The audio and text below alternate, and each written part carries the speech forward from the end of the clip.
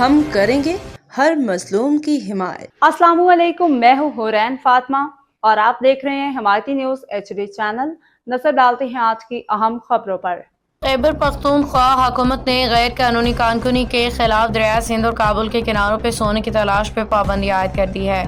محکمہ داخلہ پختونخوا نے دریائے سندھ و کابل کے کناروں پہ پلیسر آف گولڈ پہ 60 دن کی پابندی عائد کر دی ہے۔ سوات، نوشہرہ، کوہاٹ اور ملکہ علاقوں میں دفعہ 144 نافذ کے تحت پابندی عائد کی گئی۔ غیر قانونی کانکنی سے ماحولیاتی اور امن و امان سے متعلق خطرات پیدا ہو رہے ہیں۔ غیر قانونی کانکنی کرنے والوں سے سامان ضبط کیا جائے گا، جبکہ خلاف ورزی کرنے والوں کے خلاف کارروائی کی جائے گی۔ واضح رہے کہ پی حکومت نے غیر قانونی کانکنی میں ملوث افراد کے خلاف آپریشن شروع کرنے کا فیصلہ کیا ہے۔